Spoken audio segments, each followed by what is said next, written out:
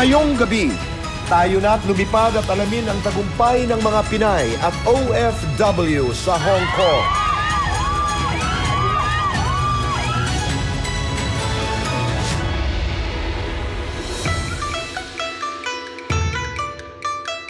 Magandang gabi Pilipinas at buong mundo. Welcome to Cayetano in Action with Boy Abunda. Tayo'y narito po ngayon sa Hong Kong, Kuya Alan. Kuya Boy, every day with you, every day in this world is special. Pero when we talk about independence, parang mas special talaga siya, no? At Right.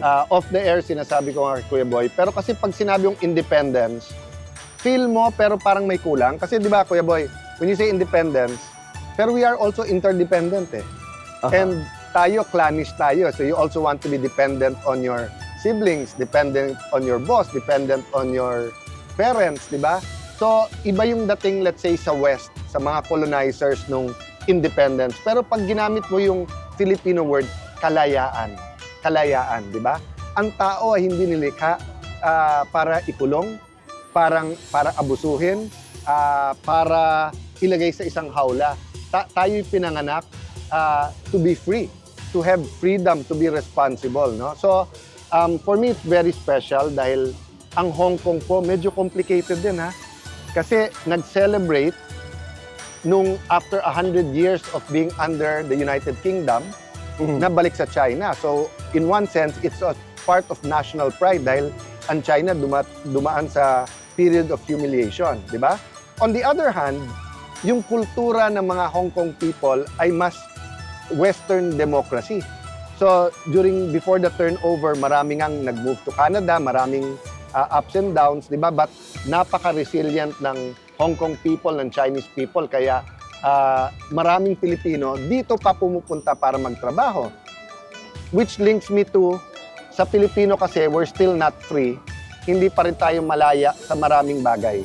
Sa poverty, di ba? Sa kawalan ng trabaho, sa kakulangan ng ibang serbisyo. Kaya may natatanggal sa trabaho dito dahil sila, halimbawa, may cancer. Pero mas madali at mas magaling daw yung paggagamot dito, di ba? I think that's overestimated kasi ang gagaling din ng mga doktor at ospital sa Pilipinas, but somehow ang tingin nila dito magagamot sila, sa atin hindi. So as we celebrate Independence Day here, as we have our Independence Day episode, Kuya Boy, I really have that longing to make it special, to give it meaning, di ba? Mabigyan talaga yung meaning na kalayaan sa bawat isang Pilipino, lalo po sa mga OFWs na nasa abroad. At ang hirap ng pinagdaanan natin bilang bayan, bago natin narating ang ating kinaroroonan, maraming nag-wish ng buhay. Ang layo pa rin ang ating tatakbuhin, ang layo pa rin ang ating lalakbayin, pero we will get there as a country. Kaya importante po ang araw na ito in many layers and many levels. Maligayang araw ng kalayaan sa ating lahat.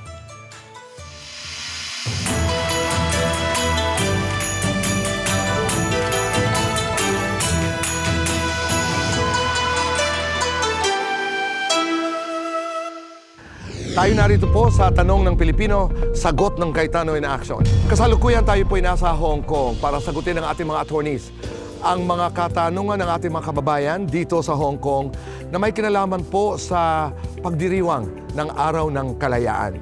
Narito po ang unang tanong ng Pilipino mula kay Donalyn. Marami pong mga proud OFW dito sa Hong Kong. Pwede po ba silang magsuot ng damit na may design or bandana na may design ng Philippine flag? Hindi pwede. Sa ilalim ng ating flag and heraldic code of the Philippines, mahigpit na ipinagbabawal ang pagsusuot ng Philippine flag as a costume or part of a apparel, no? Except when, for example, siguro inspired lang by the Philippine flag. Ang intention ng kinreate yung law is to prevent yung pag-disrespect sa flag eh. Pero ngayon kasi ginagamit na yung flag, kumbaga to boast the country. Ako isang ayon naman po dahil yun ay batas. Pero ang pagdidebatehan natin dito ay pag-disrespect ba ang paggamit halimbawa or pag-approximate ng Philippine National Flag sa aking kasuotan. Kaya yung disrespect ang dapat pag-usapan natin. At ako naman, tanong lang ito, ano kaya ang pinanggagalingan noong ginawa ang batas na ito? It must have addressed the spirit of the time? Law? Kasi the Republic Act is number 8491. So maybe this is early 90s. Okay. Maraming salamat. Importante na napapag-usapan natin ang mga bagay na ito para may awareness din, lalo na para sa mga bata. Kung bakit bawal ang ilang mga bagay gawin pagdating sa Philippine flag. Samantala, punta naman ho tayo sa ating tanong ng Pilipino number 2 at ang tanong ng Pilipino number 2 ay galing po kay Rodjan. Kung may community event po ang mga Pilipino dito sa Hong Kong tulad ng Filipino Parade o Fiesta, kailangan po ba ng flag ceremony? So, the answer is no. I guess yung community event, ang take ko rito sa tanong niya is parang informal. Sila-sila lang. Like kung community ng OFW sa Hong Kong. So kapag ganito kasi na informal event, hindi naman kailangan mag-host ng flag ceremony kasi required lang siya sa official events. So for example, those sponsored by the government, siguro yung mga official events here ng Philippines, doon lang siya. Pero pag community event na kailang or informal meetings, ganon, hindi siya required. Although syempre, for the love of the country and syempre for patriotism, it is encouraged na mag-ano na rin kayo ng flag ceremony. How do you define a formal event? Hindi siya strictly defined, pero I'm taking it as some event na hosted by the government of the Philippines. So for example, kapag may official visit dito or may official event for OFWs na let's say DFA or DMW, ganyan, or the consul. Kaya hindi man required siya ng batas, naging kaugalian natin bilang pagpapakita ng ating pagmamahal sa ating bayan. Naging tradition na rin, kumbaga. Correct. So nakakatuwa naman yung storya na gano'n, Tito Boy. Kadalasan. Hindi mo na kailangan sabihin, like talagang nasa nature na nila na gawin yung gano'n, to give respect to the country. Siguro the more important distinction is whether public or private, not necessarily formal or informal. I think so too. Because if it's public, as Matt explained, no, kung sponsored or hosted by the public institutions, whether for example the Philippine Consulate here, so that's public.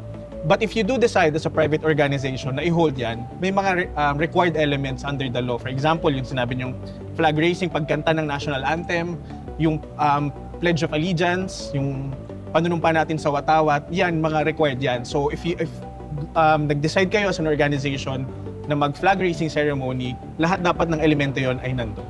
Samantala, narito po ang number 3 question mula kay Gemma. Bilang OFW dito sa Hong Kong, may legal po ba tayong obligasyon na kantahin po ang ating national anthem dito sa Hong Kong kahit wala po tayo sa Pilipinas? At pwede po ba nating kantahin sa lingwahe po nila dito sa Hong Kong? Doon po muna tayo sa unang tanong, no. Siyempre, ang jurisdiction ng Philippine government, ng Estado ng Pilipinas, nasasaklaw lang sa kanyang teritoryo lang. So, pag nasa ibang bansa ka na, pag sinabi kasi nating obligasyon, may kaakibat na parusa kung hindi mo gawin yung obligation, may liability if you don't fulfill that obligation. In that sense, wala po. So, pero, as we've already talked about kanina, na ang pagiging Pilipino naman natin ay hindi natitigil sa Pilipinas lang. Sa territory natin. So pagpunta natin sa Hong Kong, Pilipino pa rin naman tayo at bilang pagpapakita ng galang at respeto sa ating national symbols tulad ng national anthem or our flag, so nararapat lang din naman na tumayo tayo at magbigay respeto whenever the Philippine national anthem is sung or whenever the flag is being raised. So yung next question ay... So, yung second question is kung pwede ba ibang lengguwahe. For example, sa Oh nga, that's interesting. Hong Kong ka, so yung local language or dialect here. So the answer is no. Ang national anthem natin, even within and without the Philippines, meaning Should even be. outside, Must. should be sa language natin. Hindi pwedeng ibahin yun. Oo. Pero naiintindihan ko rin yung pinanggagalingan po ng katanungan. Pero this is a national anthem. This is not an ordinary song. So dito po nagtatapos ang ating tanong ng Pilipino. At ang tanong ng Pilipino dito sa Hong Kong ay sagot ng Cayetano in Action with Boy Abunda. Karapatan mo ang lumaya. Paglaya sa pagkakasala. Yan ang kwento ni Lizelle, isang kababayan nating OFW na nabaon sa maraming pagkakamali. Nag-overstay sa Hong Kong, nakiapid sa may asawa, nakulong. At ngayon, dahil sa pagsunod sa payong mag-apply for asylum, ay nawala ng layang makabalik sa Pilipinas. Ang problema ni Lizelle, agad-agad aaksyonan sa Alan Aksyon Agad. Paglaya sa kawalan ng laban, yan ang isinulong ni Sarah V sa kanyang grupong Women of Hong Kong na bumuo ng isang komunidad ng mga kababaihan para sumuporta sa isa't isa. Kumustahin natin siyang muli sa CIA Follow-Up. Paglaya ng tinig, pakinggan natin ang awit ng buhay ni Athena, isang singer sa Hong Kong na patuloy ang pag-abot sa kanyang pangarap, hindi lang para sa sarili, kundi para sa kanyang mga anak.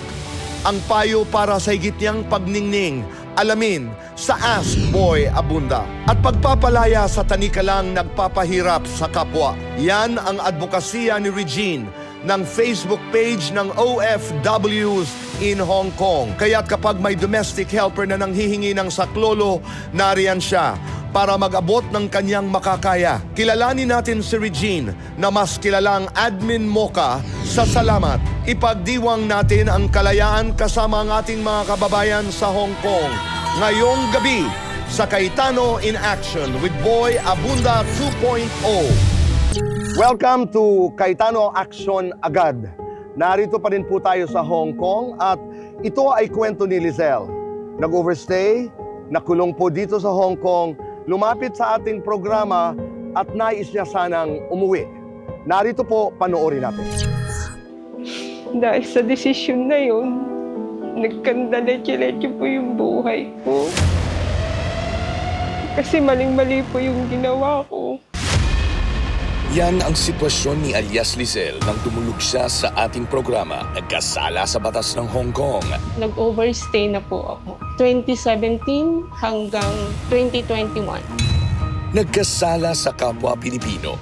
Noong year 2020 po, nakilala ko po yung tatay ng anak ko.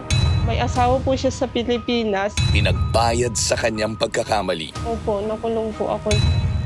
Paglabas po namin ng ospital ng anak ko, pulis na po yung kumuha po sa akin. At ang pinakamatinding parusa, ang mawalay sa anak na naiuwi sa Pilipinas habang siya ay hindi makabalik at naipit dito sa Hong Kong. Gustong-gusto ko na pong umuwi.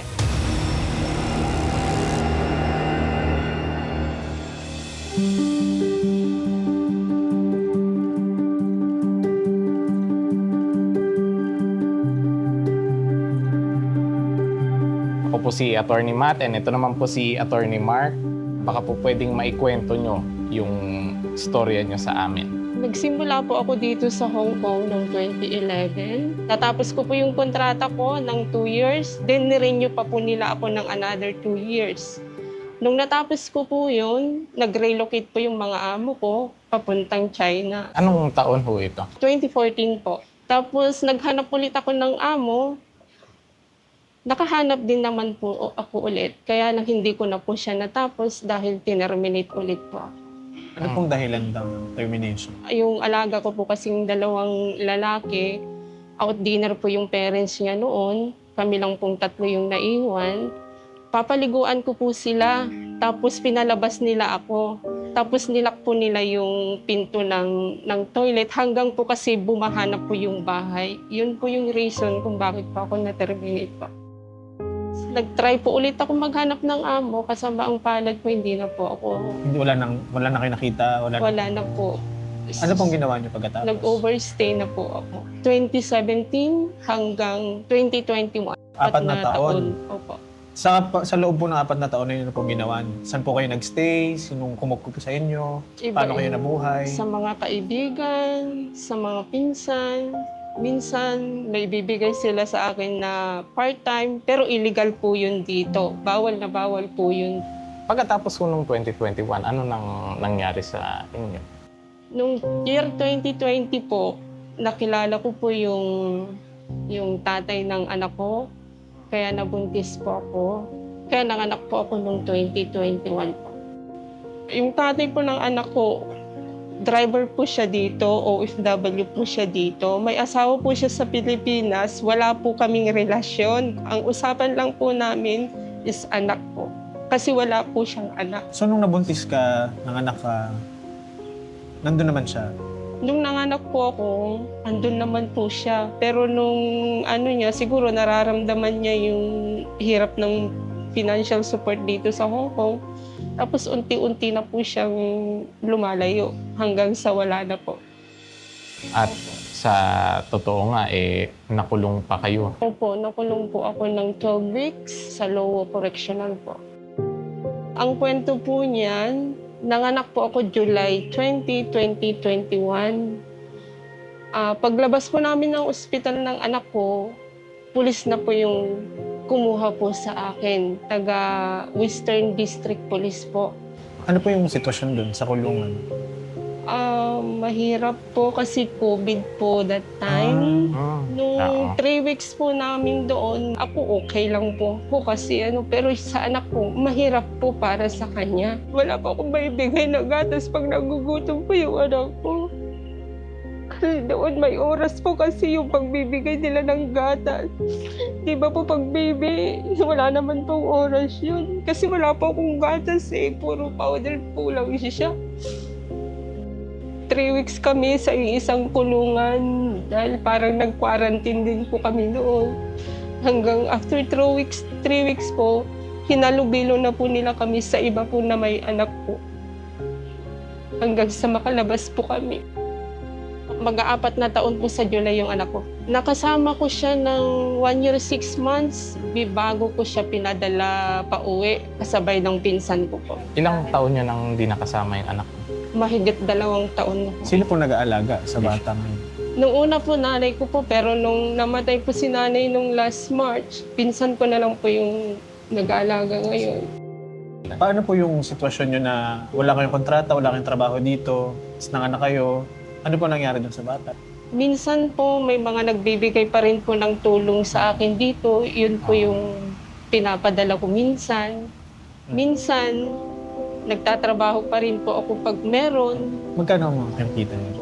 Kasi dito, kung yung mga nagpa-part-time po talaga, 80p po per hour. Pero ako po, dahil sa kagaya ko, wala pong kukuha ng ganun po sa akin. Parang arawan po, 150, 200, yun po yung binibigay po sa akin. Minsan po, may mga Pilipina na may mga anak, yun po yung kumukuha para bantayan din po yung anak nila. Gusto niyo na rin na umuwi ng Pilipinas? Gustong-gusto ko na pong umuwi. Alam ko po na mali po yung ginawa kong pag-overstay dito dahil illegal po yun.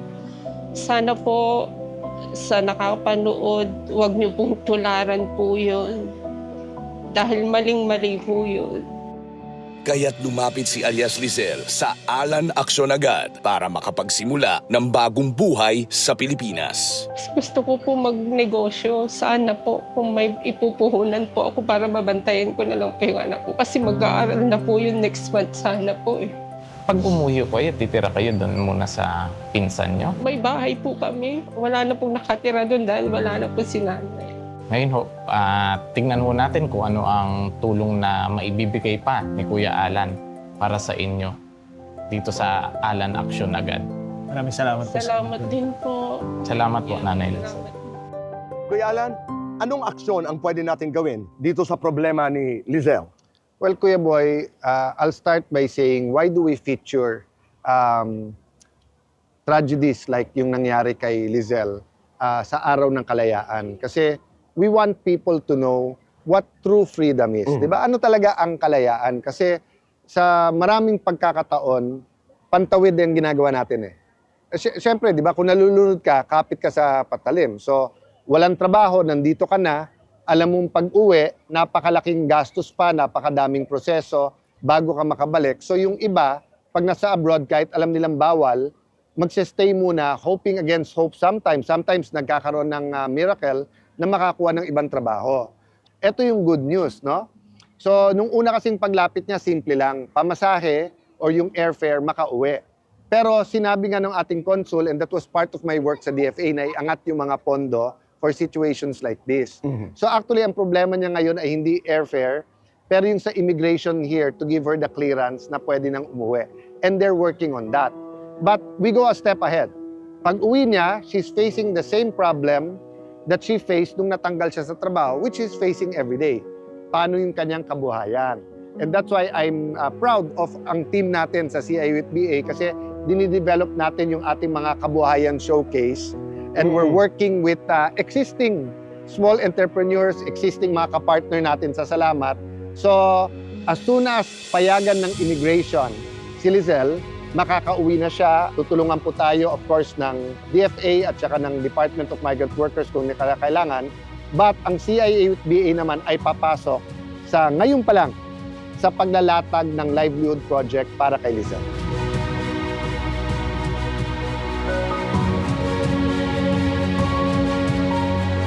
Sir Alan, salamat po sa bigay nyo. Sana po marami po kayong matulungan. Salamat po ng marami.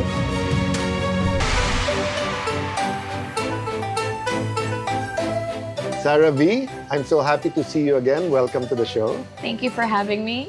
We're here with Sarah again because last time we really wanted to say thank you for all the Thank work you've you. done. Honor your experience, honor your sacrifice. But kung last time was more of what, kung na-inspire yung iba sa story mo last time, ngayon naman, if you don't mind, medyo we'll ask you a little bit ng how. Okay. Because we want those who watched last time who are interesting or asking questions to be able also to learn and to put together yung kanilang groups, especially women's group. Of course, the first requirement is to understand what empathy means. Kasi you cannot make circles for other people contributing for them if you're only thinking about yourself. So it's part of the how.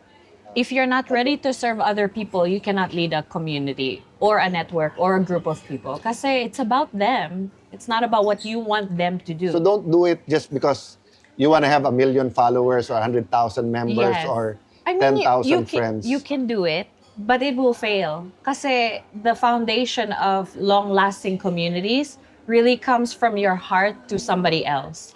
So if I reverse engineer it, Yes, look at your heart muna. Where do you want to serve? exactly. So at any point ba when you were starting or doing this, were there people telling you or were you telling yourself na you can't do it, wala kang power dito, wala kang K?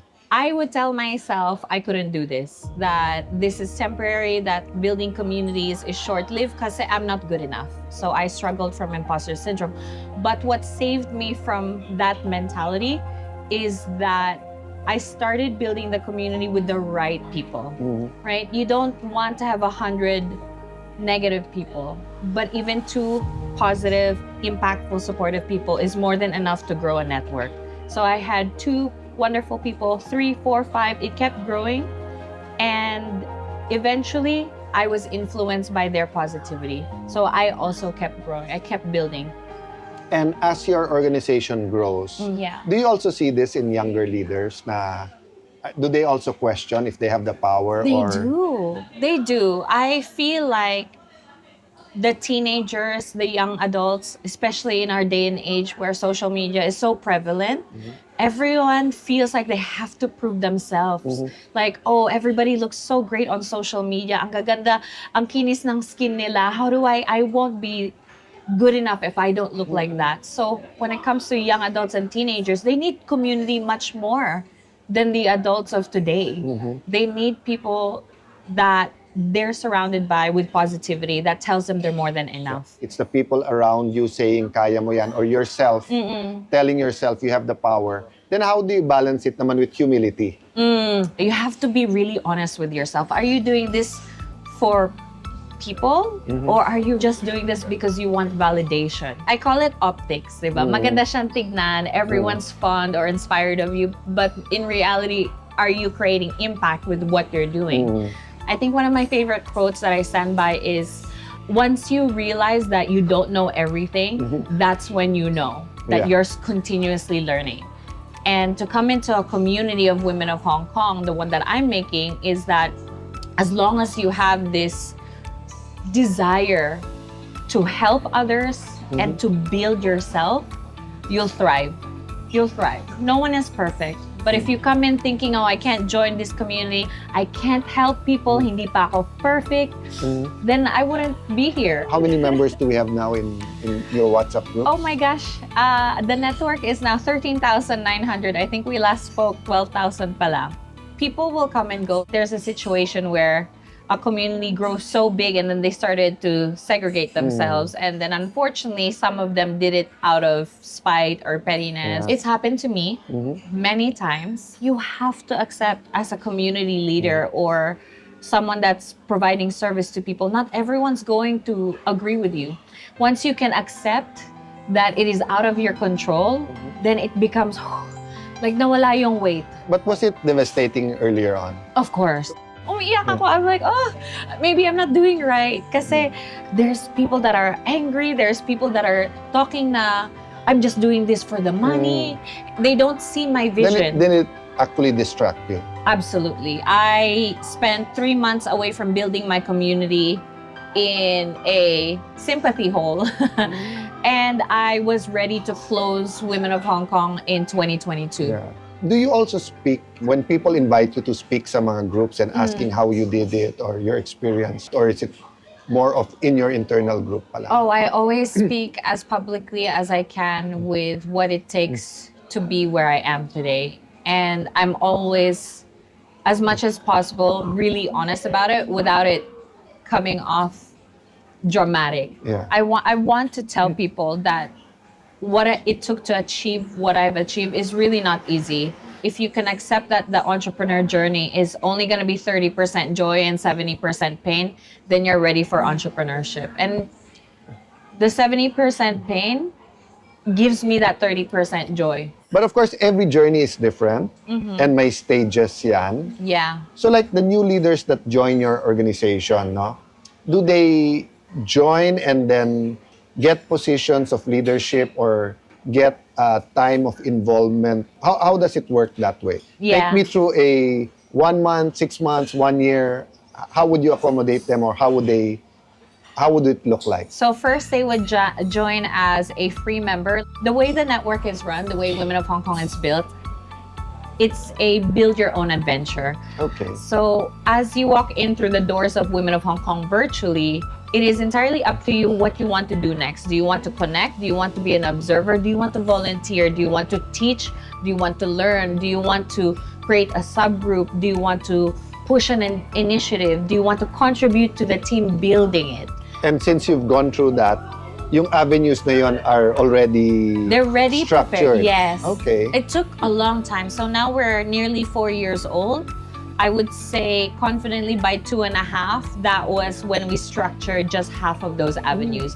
Now, all of them are much easier and we have workflows. We're very, very engaged and attentive to the experience of every person because it's important that no one feels like they're left behind. If your business is to serve people, then people means each and every single person will. So the level of their commitment, the time they give, the resources, also depends on them. Exactly. Mindset is Their essential. mindset is important kasi everybody wants to be a hero, but do you have what it takes to think like one?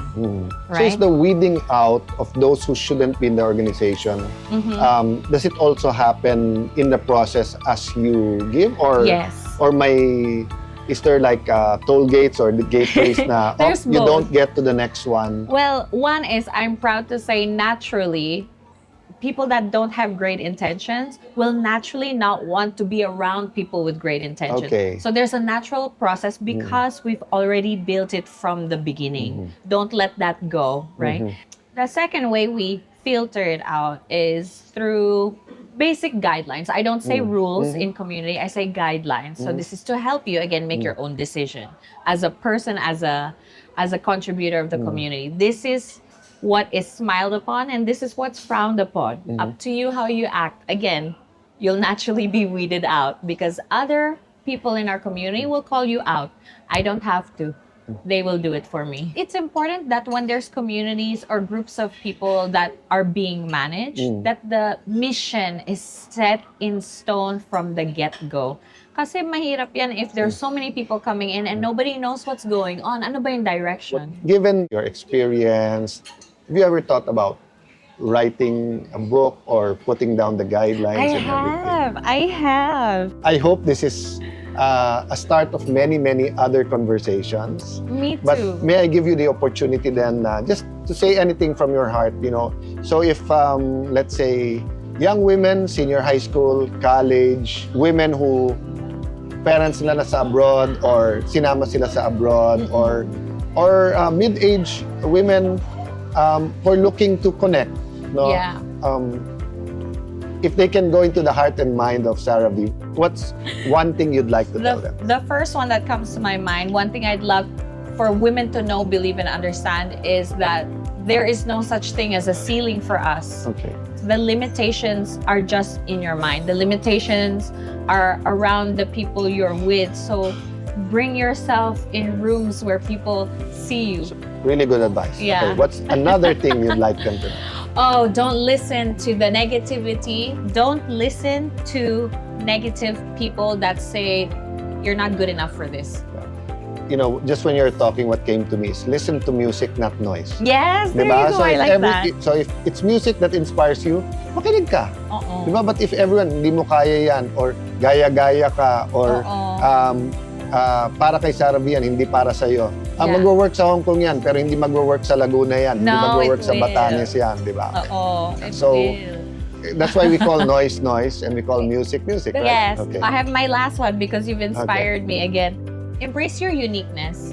We're often trying to fit in with what we normally see, right? I think there's like the skin whitening and the big lashes or our weight for Kung sinong women. uso, Oh. todo, let's just follow that guy or Yes, that woman. but di you ba? are so beautiful. Every single woman is so beautiful, talented, so loving, lalo na mga Filipino, di ba? That's a perfect God-given ending Yeah.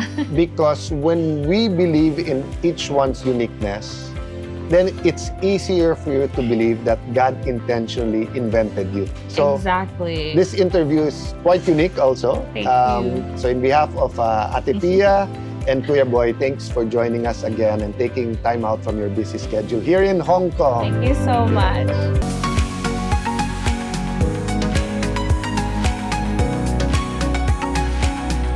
Athena, maraming salamat. Thank you po, Tito Boy. Kasalukuyan po ay kami nasa Park Lane Hotel dito po sa kanilang high bar. I don't know. Gano'n ka nakatagal dito sa Hong Kong? 8 years na po. Talagang mula't umpisa ay pangarap mo mag-perform sa abroad? Actually po, iba po yung pangarap ko. Pangarap ko maging doctor first. And then when nag-high school po ako, parang gusto ko maging police. Police? Opo. Ay, ang ganda. Opo. And then, paano ka napasok sa musika? Yung papa ko po, lahat po sila magkakapatid. Singers po sila. And then, yung sa mother side ko naman po, mga musician, playing instruments po. Oh, talagang buhay na buhay ang musika sa inyong pamilya. Did you join contests when Opo, you were since younger? 9 years old po. So anong yung mga hindi mo malilimutang karanasan bilang kontesera? Yung palagi ko po kasing kalaban yung papa ko sa singing contest. Oh. Opo, kami pong dalawa yun. So sumasali rin ang papa mo. May mga panahon na nananalo ka, natatalo? Opo, minsan po ako yung panalo, minsan po si papa yung panalo. Okay lang. Opo, okay lang po. At least sa amin pa rin po yung prize. Paano ka nakarating dito sa Hong Kong? Nag-apply po ako. May agency po dito, tapos kumukuha talaga sila ng singer from Philippines. Di nakarating ka na dito sa Hong Kong. You know, let's talk about the best and the most challenging moments in Hong Kong. Yung the best po kasi, ngayon po, nakakakilala ako ng mga iba-ibang lahi. Yan. Tapos nakakanta po yung iba-ibang genre. And the most challenging po kasi yung mag-fit in din. Mag-fit in saan? Doon po sa parang music nila. Kasi iba po kasi yung sa mga foreign, tsaka yung mga Filipino. Sobrang iba po nila pagdating sa culture. Sa standards po. High standards po sila pagdating sa... high standards. Opo. Ang expectations ng foreign audience, Expectations, mataas. yes. Opo. Dahil sa mataas ang standards ng foreign audiences, ano yung ginagawa mo? Iniiba mo ang repertoire? Opo, exactly po. If they want jazz, I sing jazz. If they want hip-hop, I sing hip-hop. Oh, talaga? Opo. Lahat yan inaral mo? Lahat po. Okay. May mga nagsasabi naman na pag nagustuhan ka ng mga foreign audiences, expressive sila. Yes, opo. Minsan ganun po kasi Siyempre, hindi naman po natin maiiwasan na may discrimination. Pero okay naman po. Pagka nagustuhan ka nila, talagang gusto nila. Alam ko itong segment ng ating programa ay you're supposed to ask me questions. Okay, I have few questions po. Sige for you. na. Tito boy. Okay. Since matagal na po kayo sa industry, marami na po kayo nakakasama, like yung mga artist, ano pong dapat meron sila para maging love sila ng masa? Ang unang pumapasok sa isip ko, kahit hindi sa masa kahit pag nasa entablado ka lang, Hong Kong man o sa Maynila, importante na alam nilang gustong-gusto mo yung ginagawa mo. Ako gusto ko bilang manager, I like artists are hungry. Gusto ko yung pag kumakanta sila ng awitin, parang it's the last song they're going to sing in life. Yung walang ibinabalato, na bawat hinga, bawat tingin, bawat note ay ninanamnam.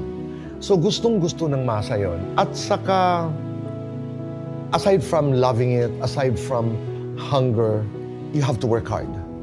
You really have to work hard. Sige, isa pa. Okay. My second question will be, ano pong dapat gawin para malaman mo kung ano talaga yung para sa'yo? Sa umpisa, palagay ko tama yung nag-experiment ka. You go to as many genres as possible. Lalo na noon. Pero meron ngayon, alam nila kaagad kung saan sila. Alam nila kung they want to go to jazz. Opo. Di ba? Meron ganun. Ngayon, Pero na-expert yung ka na mga na-manage kong singers noon, nagdaan talaga sila sa nagpa-pop hanggang dinadala sila kung anong genre. Oo. So don't be afraid to experiment, to go on an adventure, looking for your musical identity. Oo, importante yun. Okay, let's go to your third question. My third question, Tito Boy, will be, ano po ang dapat na maging characteristic mo para maging iba ka sa lahat ng artist? Ang nakakasagot niyan, ang singer. Kailangan talaga meron kang tinatawag na differentiator, equity. Kailangan meron kang kakaiba na ginagawa na hindi ginagawa ng iba. Para panoorin ka, you have to discover that. What makes me different? Oh, it can be physical, it can be in the music, it can be in the style. So kailangan meron kang identifying mark na iyo lang. Your fourth question. My final question, Tito Boy, will be, ano pong maipapayo nyo sa mga artist na nagbe-build pa lang ng kanilang image, sa mga bago po? Enjoy the ride. Enjoy the journey. At huwag masyado mareklamo. Show up. Show up and be present. Do not be afraid to commit mistakes. Kasi lahat ng yan will push you to the next level. Do not be afraid. Do not be afraid to succeed. Do not be afraid to be your best. Wow. Di ba? Naku, maraming salamat, Athena. Salamat po. Thank you very much. Thank you, Tito Boy. Kapiranggot lang, I will survive para sa pagtatapos ng ating pag-uusap. I will survive. Oh, as long as I know how to live, I know I'll stay alive. I've got all my love to live. I've got all my love to give, and I survive. I will survive. Hey, hey. Maraming salamat. Thank you po, Tito Boy. Wow, for your time, for your music, for your talent, Salamat. for your beauty. Thank you po. Maraming salamat, Athena. Cayetano in action with Boy Abunda would like to thank Ensaymada from La Luna Cafe. Come home to a delicious tradition. We're located at 103 ML Quezon Avenue, Hagonoy, Taguig. 7. Visit at B6, Bonifacio High Street, BGC, Taguig. Masarap sa pakiramdam pag meron kang taong laging malalapitan sa oras ng pangangailangan. Ngunit para sa mga kababayan natin dito sa Hong Kong, mahirap makahanap ng taong palaging nandyan lalo pat malayo sila sa kanilang mga kapamilya at kaibigan. Buti na lang, may ilang mga kababayan tayo rito na walang sawang tumutulong at kumakalinga lalo na sa mga kapwa Pinoy nating gipit, nagkakasakit o maging ang mga may problema sa kanilang mga personal na buhay. Siya si Regine De Andres, na mas kilala bilang Admin Mocha, at siya ang ating pasasalamatan. Kasama ang mga maritim na sina Richard at Aya, ating pang alamin ang kwento ng kanyang pagmamalasakit sa ating mga kapwa Pinoy dito sa Hong Kong. Hello po, Miss Regina. Hello po, Miss Regina. Hello Kamusta po, po? Maritim Aya po. Ako po si Maritim Richard. Magandang araw po sa inyo. Kamusta po kayo? Ito po, okay lang. Gagagaling sa trabaho po. Kamusta po kayo? Okay naman po. At Balita ko po, kayo din ay mas kilala sa tawag na Admin Mocha. Tama po Tama ba kayo yun? dyan. Oh. Pwede niyo Kilala ko dyan kasi. Pwede niyo po bang ipakilala sa amin yung sino ba si Admin Mocha? Ano po bang ginagawa niyo? Okay. So kasi ang pagiging admin ko, mas kilala ko dun sa admin mo ka dun sa social media, sa Facebook account ko. Yung Facebook account ko, which is ang pangalan dun is OFWs in Hong Kong. So, yung Facebook na yon is para talaga sa mga taga Hong Kong na mga kababayan natin dito. Mga kapwa ko rin ng mga OFW. So, ginagamit ko yon para sa pagtulong sa kanila, ma-extend yung mga tulong, halimbawa, pag may mga kailangan sila, as long as kaya ko. So, yun lang yung akin doon. Pag may lumapit, at tingin ko naman na kaya ko, kahit financial siya, or kahit sa anong bagay, legal man yan, Oh, walang talaga? problema. Tutulong ka? Charity, yes po. Oh, Basta ganun, sa ano? abot ng kaya ko. Wow. Ano na po ba yung mga natulungan niyo? May mga sakit or problema sa mga employers nila, kontrata nila. And kahit sa Pilipinas, pag may mga hindi maiiwasan na mga natural na mga Calamities, natin, yes. so part kami doon, ako doon na talagang tumutulong. So, ibig po sabihin kahit yung mga bagyo. Yes. Dito naman po sa Hong Kong, ano po yung mga sample po ng kontrata ng mga tinulungan niyo? Yung halimbawa, yung mga kontrata nila or ang mga passport nila, mga nahuhold, which is iyan kasi ay bawal talaga dito sa Hong Kong. Paano yung mga pinipirmahan namin doon? May mga naroon na hindi na yon nila trabaho or pinapatrabaho sila sa ibang bahay na hindi naman doon nakastate sa kontrata. So, kailangan namin itatama yon. Hindi ko makakalimutan dito kung bakit nagkaroon na po ng kasama na po talaga sa kontrata namin yung bawal na maglinis ng bintana. Talaga? Bawal na siya. Delikado. Delikado siya. So, ang hindi ko makakalimutan dyan, dalawa yung na-rescue through sa akin sa Facebook page namin na OFWs in Hong Kong. Pinapalinis sila sa pinakamataas na bintana. Bawal na bawal talaga yun. Kinausap namin yung ang labor attaché before at saka yung ATN section before, yung assistance to nationals, para po sila ay na-rescue. Araw na yun mismo na pagkatanggap namin ng balita na yon na ganun ang nangyari, so that they din po ay na-rescue din yung dalawa nating babae. Miss Regina, alam niyo sa dami ng alam kong mga kwento at mga naranasan niyo ng mga hingi ng tulong. Kailan nag-umpisa ito?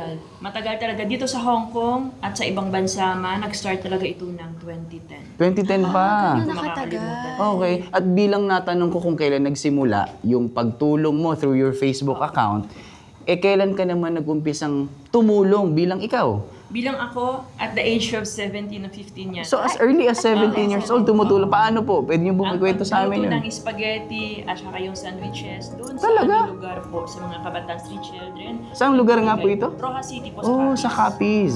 Oh, So may feeding program po kayo sa talaga? Meron yun. That time, nasa proper kami. So, ang lola at lolo ko, doon ako lumaki sa kanila. May mga kabataan dumadaan sa amin sa grocery, sa tindahan.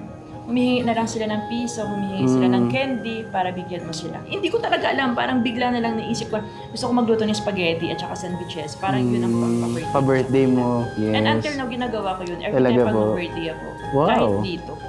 Nung bata kasi ako, ang hindi ko makakalimutan, binibigyan lang kami ng mga second hand like mga damit, mga sapatos. Parang hirap na makabili kami ng mga gamit.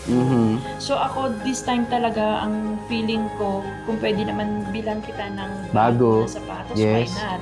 Kung meron naman ako, bakit Yes. hindi? Kung pwede naman mapakain kita sa isang masarap na Kainan. restaurant, kainan. So why not? Ganun po. Nakakatuwa naman. Bata pa lamang si Regina, namulat na siya sa realidad ng buhay at tila naging misyon na niya noon pa man na tumulong sa kapwa sa abot ng kanyang makakaya. At bilang ngayon po na lumaki na yung page ninyo, alam nyo, kaka-check ko lang kanina, nasa more than 200,000 na, I believe. Tama po ba? Ano naman po yung masasabi ninyong pinaka-memorable na natulungan ninyo doon sa inyong ginagawa ngayon na pagtulong? Yung pinakauna doon is yung meron siyang sakit na leukemia. Nung nandito siya, wala na siyang ibang malalapitan. So, isa siya sa mga tinulungan ko hanggang sa nauwi sa Pilipinas. Napabigyan namin siya ng sari-sari store. That is worth Kabuhayan. about 50,000. Wow. Almost mga ganyan siya. So, nung pinakahuli, nagsabi din naman ako sa kanya na tutulungan kita sa abot ng kaya ko at hindi kita bibitawan hanggat hindi ka pa okay. So, binitawan ko na siya nag-let go na ako kasi wala na rin nga din ako contact doon. Mm-mm. So, iniwan ko talaga siya, yung totally okay na siya, yung nakakalakad na siya. Wow. Actually, marami sila eh. Marami. Diyos marami. ko, oo. Kaya nga minsan, pag naglalakad na ako yung natulungan mo, ha? Saan Talaga? Ano yung pakiramdam na Sobrang sarap. sobrang random? Oo. Paano po yung flow ng tulong o ng mga donations? Dumadaan po ba yun sa inyo? Tapos kayo nag-disseminate ng mga projects, etc.? Most of the time. Paano po? Hindi. Kasi halimbawa lang, yung tao na yan ay may sakit siya. Mhm. Kailangan namin siyang tulungan. Hindi ko naman yan makukuha one time. Kailangan kong gumawa, let's say, ng mga box Mhm. or bote siya Mhm. na ilagay ko sa mga company ng mga contact ko. Mhm. Iipon kami dyan ng pera. Mm. Mas nag-iipon kami dyan ng pera, and time na para na i-open ko na siya, i-open ko siya public. Ang galing ano, sa dami po ng inyong natulungan, ano naman po yung masasabi ninyong para sa inyo? Ano po yung natututunan niyo Yun. sa mga natutulungan ninyo? Sa pagtulong kasi, pag tumulong ka, wala kang pipiliin. Totoo yan. Basta kaya mo.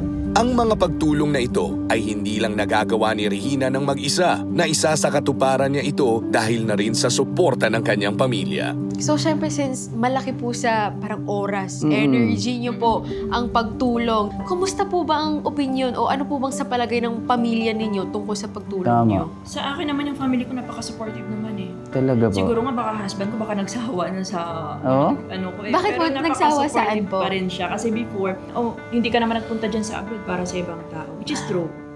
May Kasi point. nagpunta ako dito para sa family Exactly. ko, sa anak ko. Pero proud ako na naisabay ko yung lahat-lahat. Galing mo. Napagpatapos ko panganay ko. Wow. Well, nakapagtrabaho with bonus yan, magna cum laude sa panganay. Wow! Grabe! So, nasabay ko yung pati pagpapagawa ko ng bahay. Galing! Tsaka meron ring fulfillment sa Oo. kanya. Tsaka no? parehas kasi kami nagsimula talaga din kami sa wala. Ma'am, sobrang inspiring po ng inyong kwento. Sa totoo lang po ngayon, nandito po kami ngayon para magpaabot din ng tulong, magpaabot din ng suporta At at pasasalamat. pasasalamat. Siyempre po. Galing po yan kay Kuya Alan at kay Tito Boy Abunda sa Cayetano in Action with Boy Abunda. Thank you so much. Kaya naman po, maaari po sana tanggapin ninyo. Ito, ayan, bigay mo na kay Ate Regina. Ito po ang munting pasasalamat po namin para sa inyo na maaaring pong makatulong na kahit papaano po sa inyo Hindi po, ko expecto. sa inyo Talaga? po, o sa mga gusto niyo po pong tulungan, di ba po? Munting regalo at Thank you pasasalamat na po namin sa Thank inyo you so to. much po talaga. Thank you so much po para sa syempre dito po nagpapasalamat ako unang-una po sa kay Kuya Alan at saka kay Tito Boy Abonda. Maraming salamat. I'm sure marami po ang matutulungan ko rin ito po. At hindi ko inaasahan to kaya thank you so much talaga. Maraming salamat po. Maraming salamat. Welcome po. Thank you din po sa inyo. Maraming salamat po, Admin Mocha. Adin mo ka. Maraming salamat, Regina. Ang kanyang gamit sa Facebook ay Admin Mocha. Kuya Boy, isang common denominator ng mga help groups na OFWs, yung social media.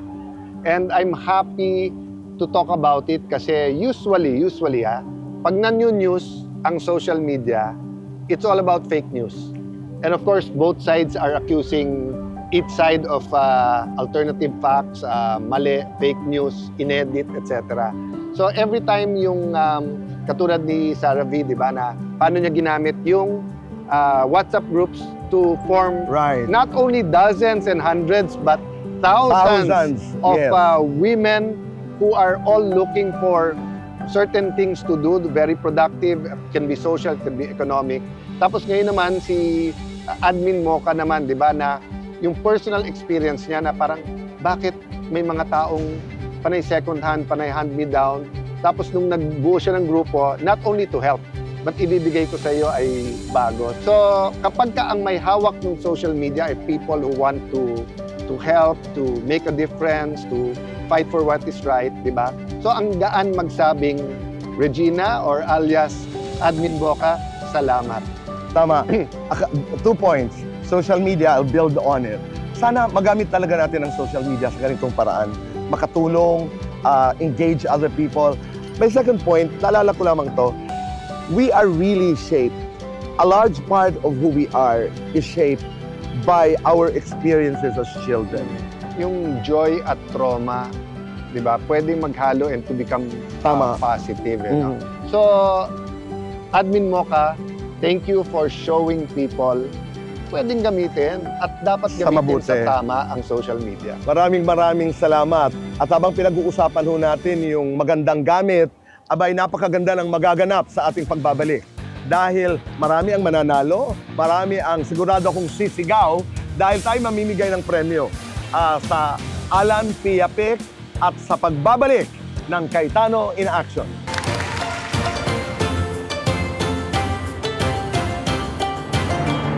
Hi mga ka-CIA with BA! Andito pa rin tayo sa Hong Kong! Ang tayo't maglalaro ng Alan Pia Pic! Alan Pia Pic! Alan Pia Pic! Hop! At kaya naman, ang ating mga kalahok ngayong araw ay ang mga Filipino overseas professional teachers in Hong Kong! Kuya Alan, simulan na natin! At dito, sa Alan Pia Pic, walang matatalo. Bakit? Pag nanalo kayo sa akin, may 1,000 Hong Kong kayo.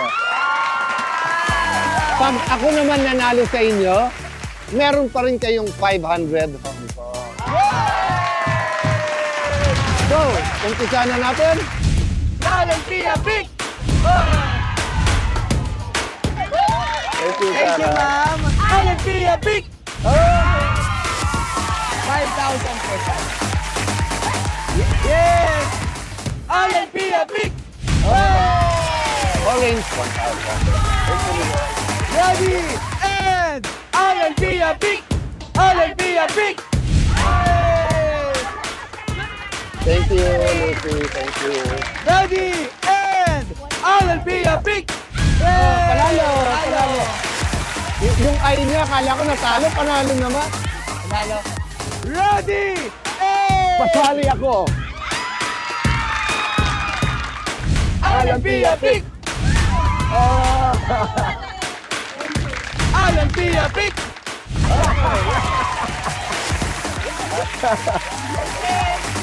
Congratulations. Alan Pia Pic! Panalo pa rin! Go! Alan Pia Pic! Ang galing naman ni Jem, ha? Go! Alan Pia Pic! Hindi ko alam kung nanalo o natalo. maraming salamat po sa inyong panahon. Public holiday today. And Kuya Boy, for me, very special na dito tayo nag-Independence Day episode, no? Kasi si Tatay sobrang busy. Kahit gaano siya ka-busy, kahit sino ka-meeting niya, pwede kami maghintay sa labas ng office niya, kumatok or magpakita, and then pwede namin puntahan. Nung towards high school na ako, pag may konti siyang naipon, Hong Kong kami, solo namin siya, no? And because that was around the time na naghahanda na yung Hong Kong for independence din. Pinoy, makikita natin ang isang idea dito is independence from poverty. Di ba na kailangan mo pang pumunta ng ibang bansa para lang kumita ng tama, para lang makapag-aral yung anak, mapagamot yung ano, no?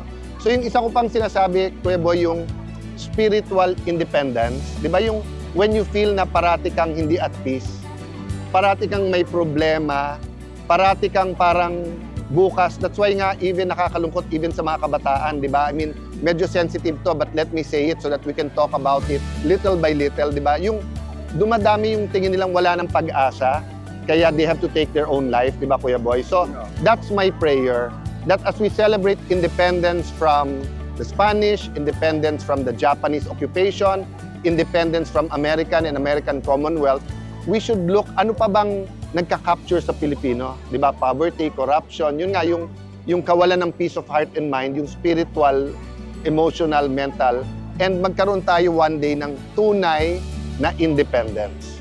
Napakaganda. Ako naman, pag pinag-uusapan po ang kalayaan ng independence, parang may kaakibat na, number one, responsibilidad. Pangalawa, para sa akin ang independence also is a responsibility.